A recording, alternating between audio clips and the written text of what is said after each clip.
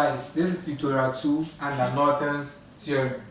So you remember when we did superposition, we used this circuit to calculate currents in the 5. We also used this diagram when we were learning the Thevenin's theorem. Now we are also going to use this same diagram. We will use the Norton's approach and get the currents in the 5. And we are expecting to get what? 2 amperes, because that's the answer we got with the superposition and the Thevenin. So Norton's theorem, current in the 5, meaning 5 is the load. You have to remove the load from there, then short circuit the terminals. So let's see how the circuit looks like. We have the 10, the value here. This 10 and this 40 on the same branch, they are in series, so I can join them from here. So 50, this 30, this is where I have my load. I have removed the load, but Norton is saying that let's short circuit that terminal, so I have to short circuit. So after short circuit, there will be a current on what? On that terminal, on that branch, and that current is your Norton's current, IN. Alright, so let's continue with the remaining portion. So I have this, and I have the source here. So this is 2 amperes, and this is what? 2 ohms. So we have 3 ohms and 10 volts. So let's use this diagram to calculate our IN. Not forgetting that there are 2 sources. So we have to apply the idea of superposition. So the current moving through this branch when this is acting, and the current moving through this branch when this is acting. So I can have IN prime and IN what? Prime prime. So let the 10, so let 10 volts act. So the 10 volts is going to act. I have to deactivate this one. So there is a voltage source, 10 volts here, connected with this element here. We have this. We have a short circuit there. We have this, and I have open circuited this portion. Are you seeing? So let's calculate for what? The current moving on that short circuit. So 50 is here, 3 is here, 2 is here, 10 volts. So we want the current on this branch, which is here. So I'm calling this current IN what? Prime. That's the first current, Norton's current I'm calculating. So when the 10 volts is acting, the current is moving from here. When the current gets here, all the total current, it is split between the 50 and the 3.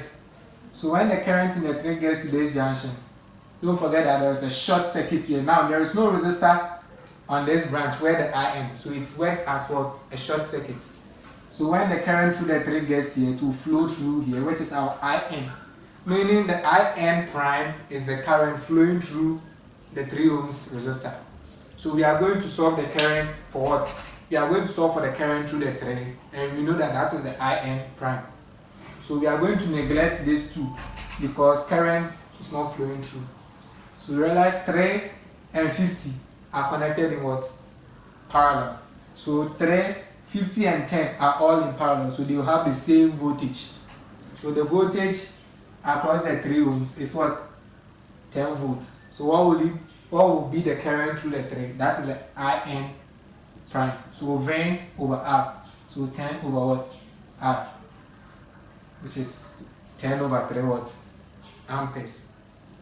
So IN prime is 10 over 3 amperes. The next thing is to calculate for IN prime prime. That is when the amperes, 2 amperes is acting with this one deactivated. What is the current moving through the branch here? So I'm going to short circuit the voltage. So let 2 amperes act. So let's short circuit here. This is what? The 50. We have 3 ohms here. We have the short circuit here. We have this, and now our source is what? A current source. So 2 amperes, 2 ohms, 3 ohms, what? 50 ohms. So we have IN prime prime. In which direction is it moving? Please, you should know that the IN prime and the IN prime prime, we are not just taking any direction. The direction is based on the source. the source current was moving down. That's why I'm saying IN prime is going down. So you have to check. We know IN prime will come here, but is it going up or down? It should depend on what the current source. So that current source is moving this way. When it gets here, we know that the current will move down. So this is what IN prime. The current will avoid the 3 because when it gets here, it saw what a short circuit. A short circuit is very important. The branch here with no resistance, so the current will avoid the 3 and the 50. So 2 amperes will flow through the 2. When it gets here, the same 2 amperes will come down here, then move back. So it means IN prime, very simple. IN prime is what? 2 amperes. We did not do any divider. Just the same as what? The source current, 2 amperes. So now we are going to find our total IN. So our IN from the diagram is going to be what? IN prime plus IN what? Prime. They are moving in the same direction downwards. So we have 10 over 3 here plus 2. And that one is giving us, so punch 10 over 3. So 10 over 3 plus 2, giving us 16 over what? 3. 16 over 3 what? Amperes. So that is your Norton's current. So we are left with what? Norton's resistance. So we are going to remove the load, then we have to leave that portion open and find our RN. All sources should be deactivated. So we have a short circuit there. We have this 50. We have this 3. This is where we are finding Rn. We have these 2. Now this portion is what's opened.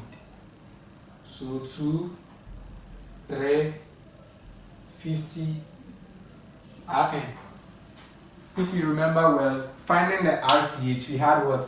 3 ohms. So the same thing applies for the Rn. We also get the 3 ohms. So Rn, current here was split, or it won't split because this branch has been open circuited. So the current will pass through the 3. When it gets here, it won't split, it will pass through what? The short circuit. So Rn is going to be what? 3 ohms. You can watch the terminus video and get the explanation to why the Rn is only the 3. We are using the resistors which have currents flowing through them. So now we are done with what? IN and Rn. We are going to draw our parallel network. That's the Norton's equivalent. So a current source parallel with what? This resistor Rn.